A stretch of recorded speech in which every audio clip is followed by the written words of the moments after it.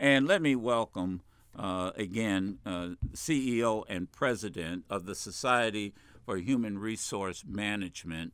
Relatively new position for you. First of all, welcome to the Madison show. Finally got you over here. You know what's so interesting? Tell me. No, really, what's interesting is I've been watching the commercials. Yes. Is it right to call them commercials? They're commercials. Okay, yes. they're commercials, and I keep watching and watching and I'm watching and I'm watching, and I said, man, if I don't get Johnny Taylor Jr. over here, he's just gonna beat me up. And I just said, we got to find the right time and the right moment, and this is the right time and right moment. But I see the logo, Yes. SHRM. Yes, Just tell people what it is. Yeah. What it is. We are the professional association for HR professionals. That's the best way to Human- think about it. human resource resources professionals. So All if you right. think about what the American Bar Association is for lawyers, or the Okay. American Medical Association Or the is for Dental physicians or Association. dental or All whatever, right. we're the professional society for HR professionals, human resources professionals across the globe. I saw, and I was in prepping for the show, I saw a fascinating presentation you made after you had, when you were addressing your members. Yes. How many members? 300,000 members. Wait a minute, there are 300,000 members in 165 countries. who apply human resource. Yes, individually. Yes. That's right, not corporations, individual members across the globe.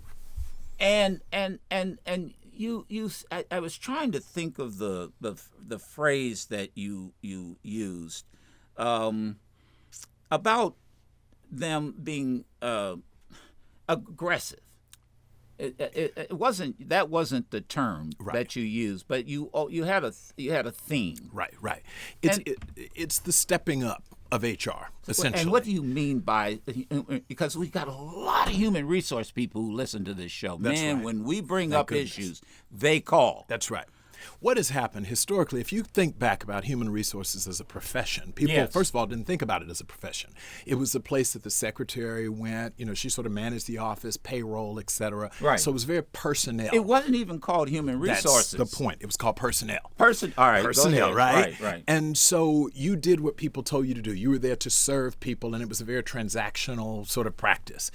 All of a sudden, when human beings became really critical, people started talking about human capital. They started talking about being an employer of choice.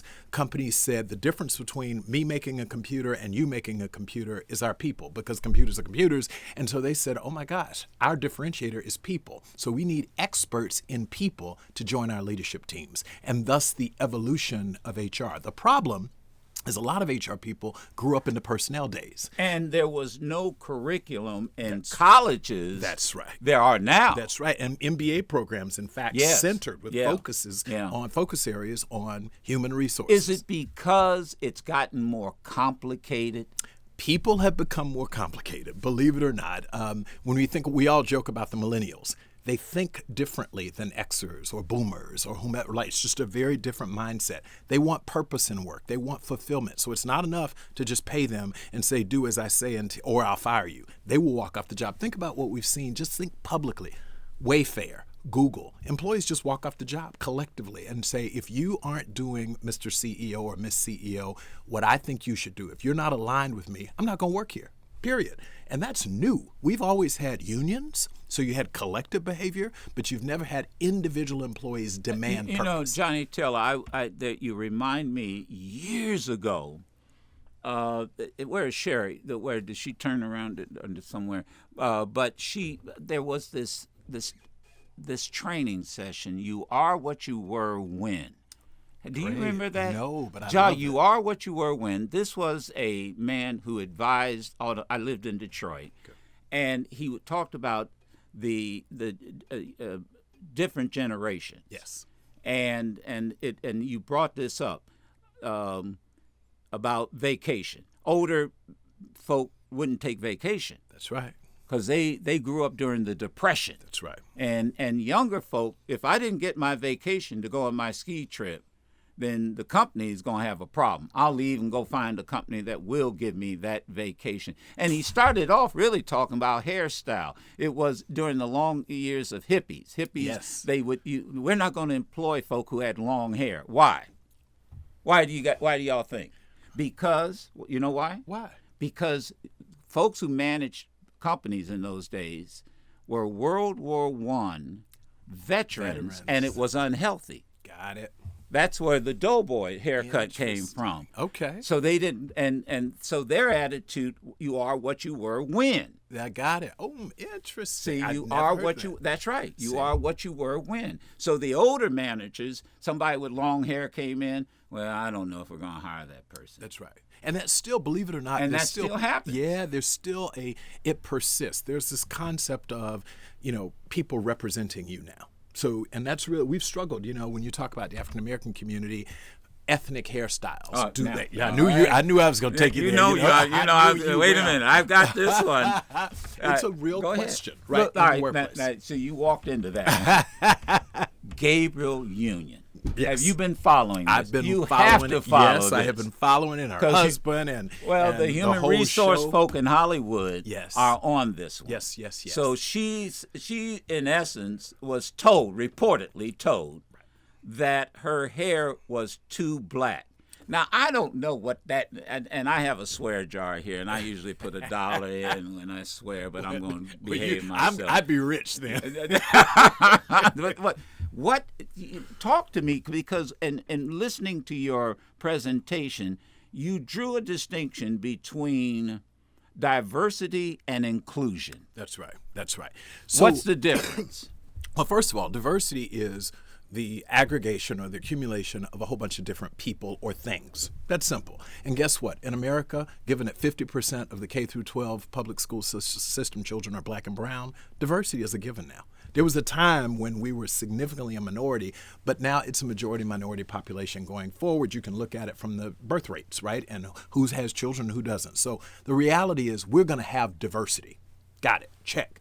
The real challenge is, will people feel included when they come into the workplace? Think about South Africa. For years, there were more black people in South Africa than white people, but that didn't solve for their problems. Mm-hmm. They were not allowed to be included in the economy, included in the political circles, et cetera. So diversity is very different than inclusion. Inclusion is a sense of being, so that when you show up, you know you have value and you know that your organization values you. And so how does a human resource professional deal with that issue? And does it start with the human resource person, or does it start at the top? It does. And so let me answer the it does. Oh, okay. It starts at the top. But here's the deal. People don't realize that in this new world, HR executives are at the top. The C-suite is not just the CEO and the CFO and the chief marketing officer. Increasingly, it's the chief human resources officer. That person is sitting, and this didn't start recently, it's just now taken on as a big trend. Jack Welch said there are two people who matter to me: the CFO, my financial resources, right, the CHRO, my human resources. Those are the two people, my right and left hands, that help me run this organization. Now, I can understand the CFO. That's right. The chief financial officer. You don't too often hear the RO. RO. And you're hearing it now. It is the really term, all over everyone's. First of all, we know that the differentiator now is people. It's ultimately who gets the best people, because the best people innovate, the best people create new ideas. That's how this works. And so they're saying all of us have widgets. Why is your widget better than mine? Well, it's because it's marketed better through a person, it's sold better through a person, et cetera. So now CEOs are saying, I want to talk to this person over there who knows people, who can predict what people will do. And by the way, this is more than just staying out of trouble. So this is not just compliance issues, keeping me out of the EEOC or the courts. This is, I want to extract because that's how most people look at that was HR the personnel people. days. That's absolutely it. So going back to Gabrielle. Yeah, please. So then the question is, and by the way, have they been in touch with your organization? Well, we have members. We have members of the entertainment world all over HR. But see, I do want to sort of warn, there's always two sides, at least two sides to every story. Go ahead. So I've heard people say statements were made about her hair. And if that was so, not only is that probably illegal, it's incredibly dumb. because we live in an first increasingly it's dumb. right. Yeah. It's dumb, Let's right? start Let's there. start Right, there. yeah, It's right. just bad human beings, right? Yeah. Who say or think things like that. But I will tell you, it's interesting. I've also heard, and again, don't know the facts well enough, but what I've heard as well is she complained a lot about Simon smoking inside the building. That's the story. One of the things that she was very concerned about is he smokes inside of a building, which apparently is against the law in California, and she complained, and he's like, listen, I'm the grand poobah. I'm the executive producer, I'm the creator, I'm this and I'm that, and so she's got to understand this is the way the world works. Well, but in my world. hold on. Let me play the devil's advocate. Please. All right. I'm head of the studio. There's a law. You can't smoke in this building. Da da da da. She goes to the human resource person. Yes.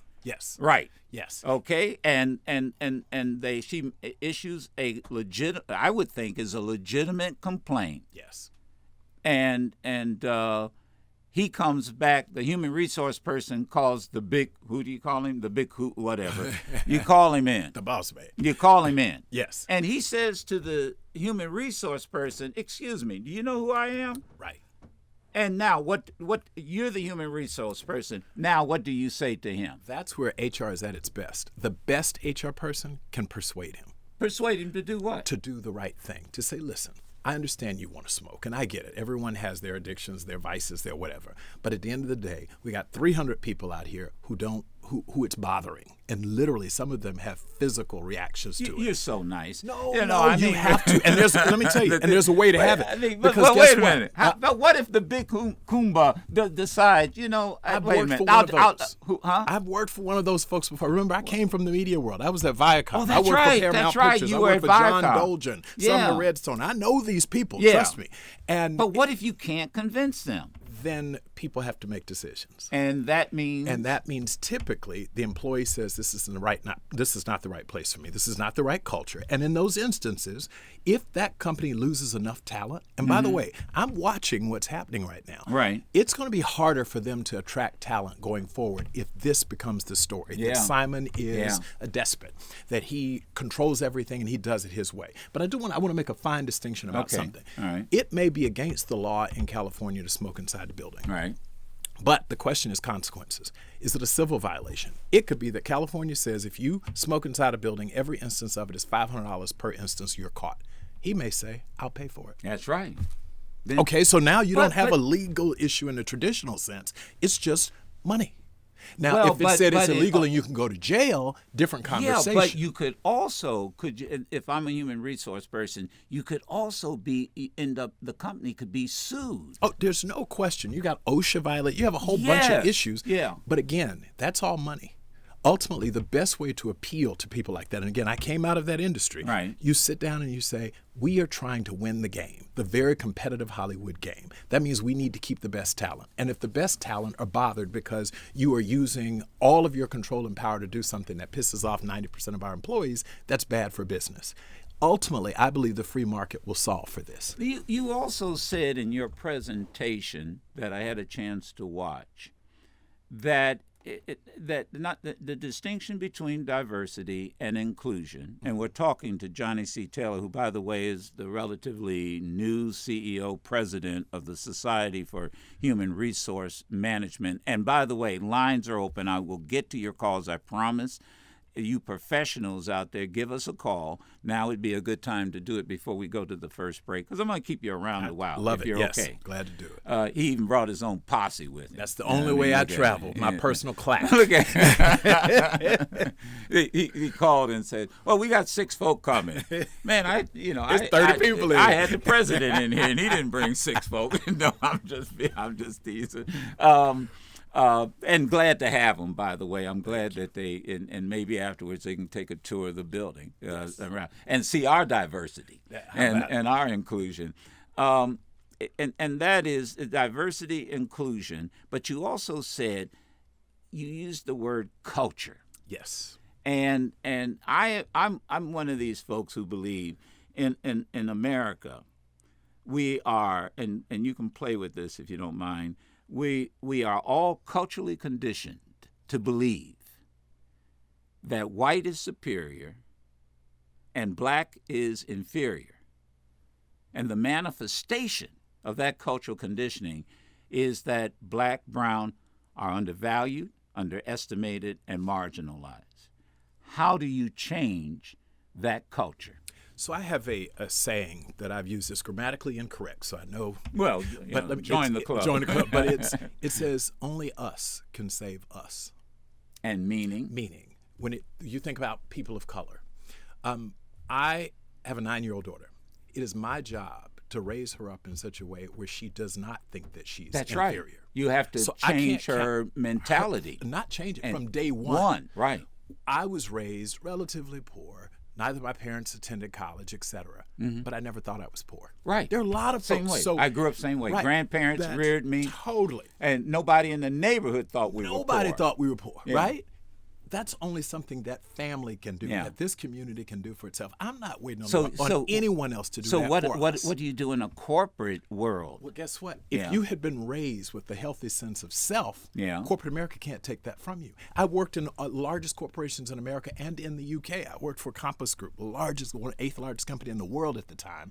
And I never thought of myself as inferior. Never. So this idea that we've been conditioned, you've been conditioned because either someone didn't tell you were great or didn't Yeah, reinforce it enough. But that's what But I mean mama by and cultural. daddy issues. Yeah, but that's family. but cultural conditioning is real. It's very real. And my point is, who can do something about that? Yes. The people in your house. All your listeners, it is our job. When you remember it back in the day, I'm black and I'm proud. There was nothing negative about it. If you believe you are less than, then guess what? You are less than. All right, let me take another scenario.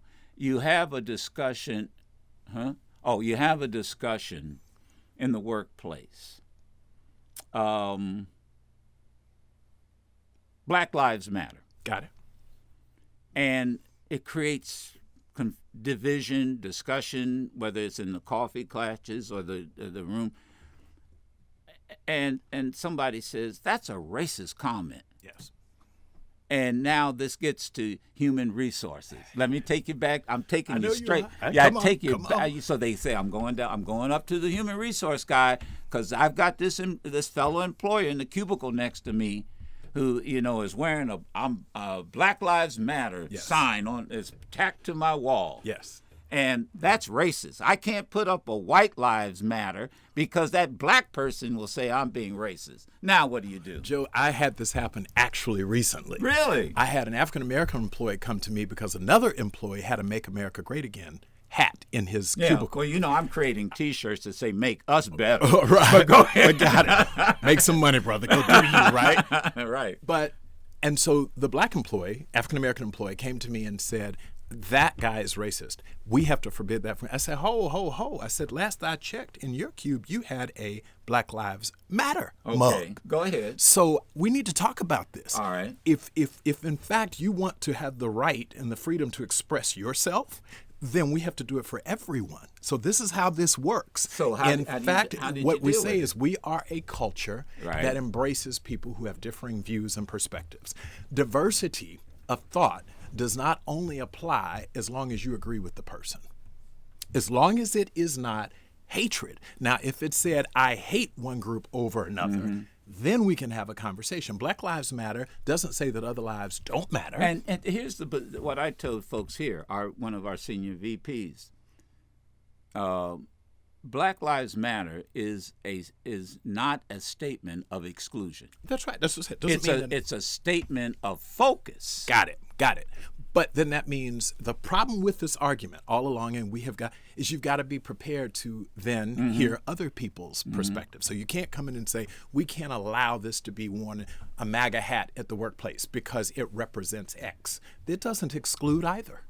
Okay? So the issue is and I tell folks all the time, the culture at SHRM and in every organization that I've worked in is we're in America. People have the right to disagree, to have differing views, but you must do it with civility. All right. Well, you picked the wrong show to come on. Come on, I'm telling you. No, this is your show. Yeah, no. We get to do a whole lot of different things. We challenge people to this because I agree with you. You're absolutely right. The civility is really important. If you show me civility, I will return it. And if I'm the CEO, I'm going to demand it. That's culture. You asked me about culture. That's right. The CEO says at the top of this, everyone here is going to be respectful of others, whether you agree or disagree with them. Yeah. The fact that so many people can't separate disagreeing versus being disagreeable. And there's a big difference. Yeah. You and I can disagree on a whole bunch of things. Yeah. But the idea that I now personalize it, we just did some research. Sherm did some research, especially around this whole issue of politics at work. Hold that, because that's where I want to go next. Yes. Because we live in a very divisive situation. You know that. I know that. People say I've never seen it like this. Well, that's not true. I saw it. They don't know their history. I was going to say Vietnam, civil rights. We've seen it. You know, Civil War. Even though some Republicans think that Trump is better than Lincoln. You're not one of them. You're going to start today. You're not one of them. You're just going to start. I'm just checking. Ain't that something? But you know it. But again, it's culture. That's right. Because what I said, I bet you if you did a demographics track on that, I bet you most of those folks are from the South. Maybe so. You mean where the Southern Democrats were doing what to black folks? Well, no, they. Okay, you know, I want to make sure we don't go here. You didn't see the poll. I saw the poll, and I'm understanding. I'm just saying, saying, knowing one's history, you got to know it all. So. Yeah, I'm saying that they probably grew up thinking that it was a lost cause. Right. Touche. We'll continue. Let's talk about how do you navigate in a company. Yes. You have to deal with this with your how many members of your association? 300,000 plus. And it's not just in the United States. This is global. Globally. That's right. We'll continue. My guest is Johnny C. Taylor Jr., the newly minted president and CEO of the Society for Human Resource Management. You've probably seen him on many of the networks as this organization tries to navigate, and I've got a lot of questions, and we'll get to the phones also. So let's come back and talk about how do you do it inside a corporate world right after this. It's fascinating now to be in a position to help lead a profession that carries with it this much responsibility. In a knowledge-based economy, and when augmented reality and augmented intelligence and machine learning and AI and everything, everyone is talking about HR. And so to lead this is where I'm supposed to be. I'm really excited about it. And I think all of my past experiences have prepared me for this role. And that, of course, is my guest, Johnny C. Taylor, Jr., President and CEO. Before I get to the calls, we were going to talk about the impact that politics or political disagreement has on the workplace. What are you seeing? It's getting pretty ugly. Really? Yeah. You know, historically we were taught it was always ugly. Let's be clear. People they personalize their political beliefs, right? But it was always ugly. But there's such a diversity now. Bingo. Okay. The challenge of diversity. All right, go ahead. That's right. Go ahead. It's a whole bunch of issues there, but namely, we all thought when we have a more diverse world, everything's solved. Diversity is hard to achieve. Inclusion is harder to achieve because now you've got to take all of these very different people and get them to work together. That's not easy. In fact, it's really hard. But putting aside, what we've learned is you were always historically you don't talk religion and politics at work. Those are things you just don't talk about, right? And now they're doing it. The millennials in particular have brought this in. And I hate to generalize, but it's a group that has said now we're going to talk about everything at work. And I'm going to decide if I want to work with an employer based upon whether or not I think they are aligned with who I am and what I believe, my belief systems, right? So now people are coming to work. They're talking about it. We did this research. Research tells us that 56% of Americans are now saying, over the last 4 years, I've seen an uptick in conversations about politics at work. That means in the last 4 years, this has become all the rage. And now that we're facing a 2020 election, we got impeachment discussions, everything. It's crazy. But here's the shocking part. 42% of Americans say they have participated or been involved in some way a fight at work about politics. Are you saying verbal fight, both. Physical and some verbal? Really? I mean, it is crazy the level of acrimony right now. 42%. That's almost 1 in 2. And here's another one. 12%. 1 in 10 people say they have personally been subjected to political affiliation bias, either not hired, not promoted, not whatever, because the person who's making the decision about their promotion, their hiring, etc., didn't agree. So you submit a resume and you say, I worked on the Barack Obama campaign. Or you submit a resume and say, I worked on the Trump campaign or in his office. Right. The person on the other side of the table, because there are no laws that prevent, no federal law that says you can't discriminate on that basis, says, I don't like that person. They're not working here. So people are literally 1 in 10. Think about it. If I said 1 in 10 black folks were being discriminated against, 1 in 10 women, 1 in 10 Latinos, or anything in the workplace, we'd say we've got a problem. Well, that's what's happening when it comes to political bias.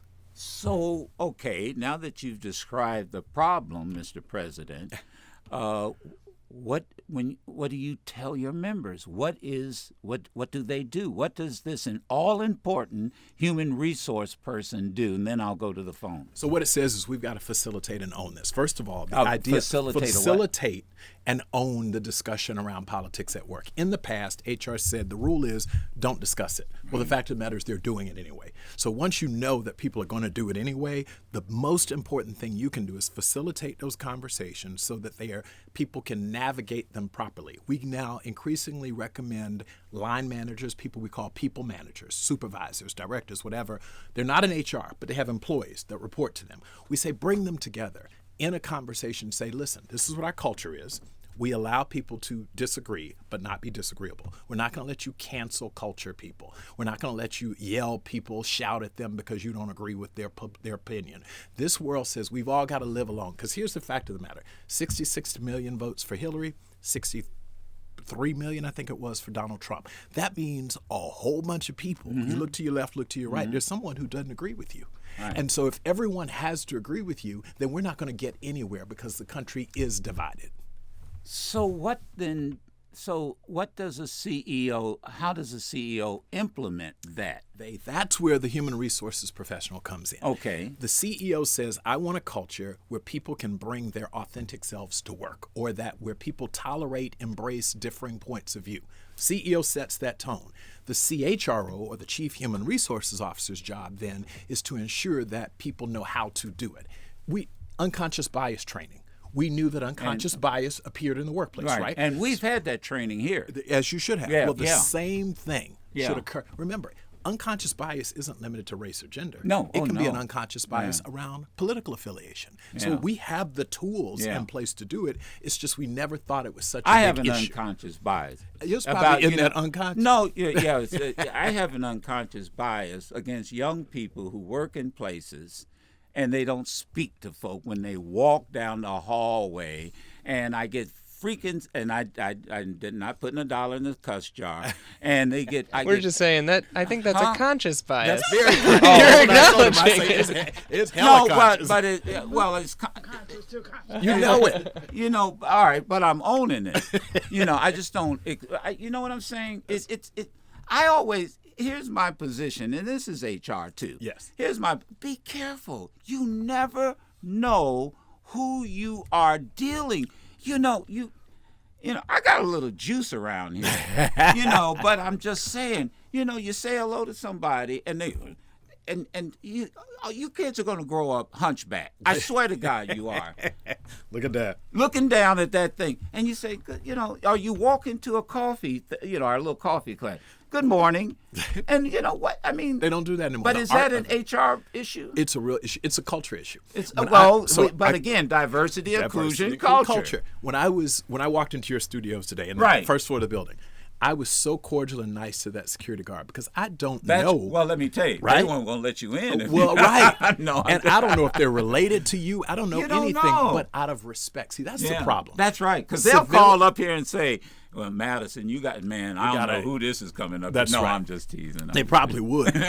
And people, I remember a quick story long years ago, I went in for an interview. Right. And I'm in the elevator riding with a woman who I didn't know was best friends with the person who's going to be deciding who got the job and who didn't. Thank you. And people just dismissed her as the secretary. I'm talking to her in the elevator, da-da-da-da-da.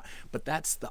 I don't dismiss the janitor. Anyone. In fact, you should know the janitor, right? But that's a cultural issue, right? If you come from an organization, I really want to get back to this culture thing. Yeah. I have a belief that there are no good and bad cultures. There are illegal cultures, let's be clear. Right, but there are no good and bad cultures. What employees now have to do is when you go in and you're being interviewed, you ask yourself, I know I can do the job. That's why I'm here. I wouldn't get to the final interview if I couldn't do the job. The question is whether or not this works for me. Do I walk through the halls and people speak to each other? Joe, believe it or not, there are a lot of people who don't want to speak to other people. I know that. So oh, no. maybe no, I know. that would be a great culture for them. I so know. it doesn't work for everyone. I know. Let me take some calls, and we'll bring in these other topics. Jasmine is calling, first-time caller, and this is how we salute our first-time callers. Glad you called. Hello there from Ohio. Go ahead, Jasmine. You're on with my guest, Johnny C. Taylor, Jr. of the Society for Human Resource Management. Good morning, Joe, and good morning, Johnny. My husband and I listen to you, Joe, every morning. Thank you. So thank you. I'm actually a SHRM-certified human resources professional coming from the courts, and now I'm in a predominantly white higher educational institution. Okay. Love it, And Jasmine. just want to thank you, Johnny, for taking the time to educate people on what we do and the importance of both diversity and inclusion. Yes. And just kind of want to get your feedback on what you think I can do or other people can do to galvanize more support from senior leadership regarding inclusive initiatives. They always say they want these, and, but they also have the undertone of feeling that things are post-racist and they don't have biases and they're all about social justice. So how do you balance that without offending people and letting them know that these initiatives are obviously needed on a real basis and not just a superficial, we're doing it to be seen as doing it? Right. I think what I've done, and we preach it, if you will, at SHRM, is you've got to develop relationships with senior management. Right? You've got to go in. The first time the CEO sees you, they should be getting to know you as a person. That's number one. But the second thing, specifically with respect to diversity and inclusion, is there's a case for it. You tell them, this is what America looks like, and this is what it's going to look like 10 or 20 years from now. If you need people, and if you need people who are engaged and are committed to making your business successful, right, they're not going to look like you in the future. So this is a business imperative. So you have some CEOs who can be moved by this is the right thing to do, and then there are others who say we're past that issue. The civil rights era is done. We've had a black president. Life is done. Everything. And as opposed to getting upset with that person, make the case to them, this is in your best interest. Why? Because in the future, all of these kids coming out of K through 12 are going to be your future employees and customers. And once you talk dollars and cents to people, they then get it. It becomes less of a sort of civil rights orientation or a moral argument, and it's just business. Some CEOs, Jasmine, are really black and white and green. And you've got to take them where they are and make the most compelling case to that person. You know, Jasmine, I was talking to Johnny during the break. One of my mentors in college was Kwame Salter, and he has a great book. I would recommend this to, I don't care, black, white, or whatever. It's called Striving While Black. It's a very small paperback, but he talks about how African Americans can navigate through corporate America, still rise to the top. There's all kind of suggestions he has, but this was a militant individual in college who was picked and hired by the president of Oscar Myers, who later became Kraft, and he became the global human resource person. And he was hired because the head of Oscar Mayer said he was a Marine officer in the war. He says, we're changing the entire culture of this country. Because you got to imagine, this is probably a good old boys, Midwestern kind of business. And he hired him to change and gave him the marching orders because they were going global. And Joe nails it. Jasmine, that was the last piece of advice I'd give you. If you work in an organization, after it won't always be easy, but after you've sat down with management and you realize that they really don't value inclusion and diversity, leave. Really? I'm gonna just tell you point blank. See, I was going to ask you that. Beating your head against the wall. There's some people who won't you're ever leave. get it. And guess what? When they start losing employees, when they start losing market share, when it all goes sideways on them, they'll get it. They become true believers out of necessity. There's some people who are not going to embrace this. I'm telling you now. But you cannot use all of your God-given talent and work as hard as you do for an organization that doesn't get it. At that point, vote with your feet. And if enough people do that, they will change. I've seen people become converts. Now, as long as you stay and continue letting, I could use some other examples of people who stay in bad relationships. Sure. Work is a relationship. And if you stay in a bad relationship and the senior management, the CEO doesn't get it and won't ever get it, then as I told a CEO I worked with, I was in the Fortune 500, I said there are 499 other Fortune 500 companies, right? And so at this point, if you're not going to come with me, then I need to leave Well, you. you know what Kwame in his book writes? He said, because a young guy walked in and says, Mr. Kwame Salter, Mr. Salter, I don't understand. You say and do things and they don't mess with you and you don't. And you know what he told this young African American? He said, you have to understand, you're a lap dog. And when the owner gets tired of a lap dog, they kick you off the lap. I'm a Doberman. Okay, then. And that's what he said. He says, I'm a Doberman. Right. And when a Doberman smiles, he's not necessarily laughing. When well a Doberman shows his teeth, that's what he right. said. I like that. When a Doberman shows his teeth, he's not laughing. That's right. He's not smiling. And that's why, in other words, you really said it in a nicer way. You in essence, I'm just going to tell you the truth. That's right. And I'm going to be real. And you either can deal with it or I'm out the door. That's right. Right. Yeah. The other, and that's kind of a hard thing to do, though. It's very hard. That's why human resources. People think it's soft. They think you don't have to be that smart. This is a place where people go who can't do other things. Practicing HR is very difficult. I'm a lawyer, as you know, by training, so I didn't go to HR school. And this is the most difficult assignment I ever had, is predicting people. Human beings are Jasmine, right? You deal with these folks every day of all races, genders, national origin. People are a trip, right? I got to roll. Yes. Let me keep going. I mean, we could have 2 hours, 3 hours, 4 hours conversation on. Thank you, Jasmine. Take a break. Come back. Let's see who's next up. We'll get right to your calls. Let's get right to. Can I go right to the phones? Let me thank you. Let me grab. Nicole has and she's calling from Maryland. Hi. Hi. I have a really crucial problem. I don't know if the guest is aware, but there is a severe pharmacist saturation problem going on. What kind of problem? Pharmacist saturation. During the past 5 to 10 years, they increased the number of pharmacy schools. So now there are more pharmacists than there are available jobs. And I want to ask your guest, how does someone combat that? I'm sending out resumes and. All right. Okay. And on LinkedIn, I'm doing everything, dropping Johnny? off resumes in person. Okay. Right. Let's get an answer. I'm going to run out of time. Let's get an answer. Very quickly, that's not unusual. When the industry will overcorrect, when there was a shortage of nurses, we created a lot of nurses, and then you get saturated. So it's not unusual. What I would suggest is 3 things. Think about other forms of pharmacy. So not just retail pharmacy. There are R&D pharmacists, there are people, et cetera. So find different things that you can do with your pharmaceutical skills. You can go into academia. You can teach at colleges, et cetera, because most of you have doctorates in pharmacy. So there are a lot of other things you can do with it. But more than that, think about what are the skills you use while you were in practicing pharmacist, and look outside of that. If you worked a lot in customer service environments, for example, you could take that skill set and do other things. Heck, I'm a lawyer, but I'm in HR running an association. So think more broadly about your skill set and don't limit it to trying to do more of what you do, because you pointed out there are too many of you now. All right. Robinson from Florida, you're on with my guest, Johnny Taylor Jr. Go ahead. How y'all doing, Mr. Johnny and Mr. Madison? Fine. That's good. I just wanted to say that these things that we do and give things subtitles like addiction and racist people and all these things and baby boomers and this and that. I like the way Mr. Johnny said when he said, hit it on the nail, when he said how you treat people. We have a spiritual food that we're not partaking in as human beings.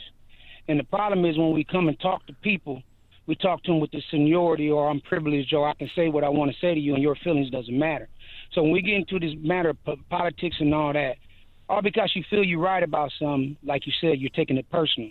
You have a right to feel the way you want to feel. But when it's going to affect other people's life and their livelihood and the way to take care of their family, that's a sick person.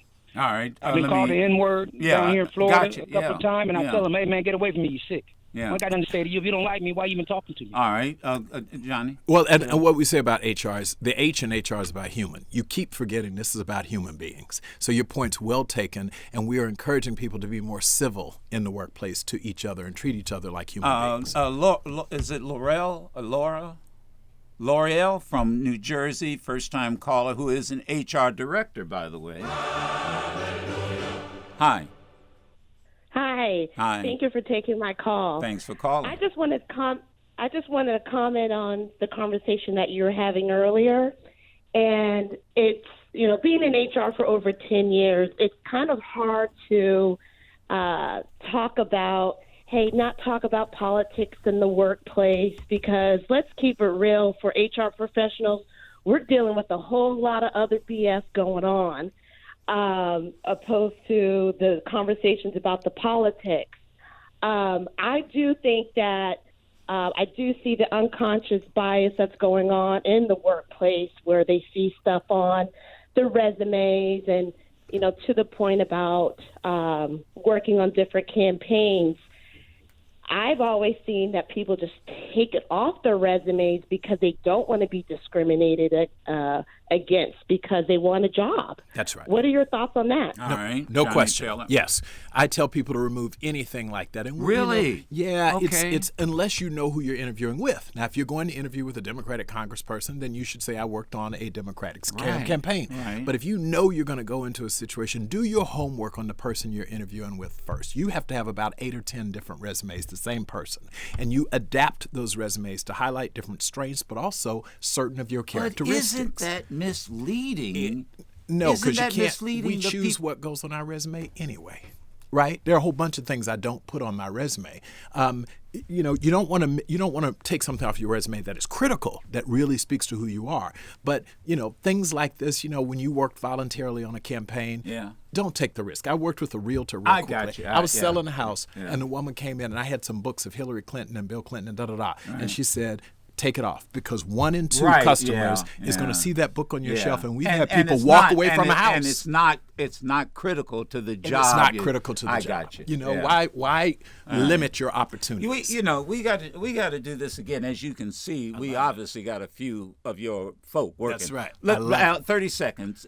We're almost out of time. If people want to join the association, how can they do that? Be part of it? I appreciate that. SHRM.org, SHRM.org. It's not just for HR people. People managers, which is the people who every day manage people, even if they're not exactly in the HR profession, Right. need to come here. So SHRM.org. And by the way, congratulations on that National Radio Hall of Fame, my man. Thank you. They got to do a little more inclusion there too. You're a start. And we'll start. Well, at least 11 of us are. Everybody have a great day. God bless. And thank you, Johnny Taylor, for coming in. Thank you. Do you know about the black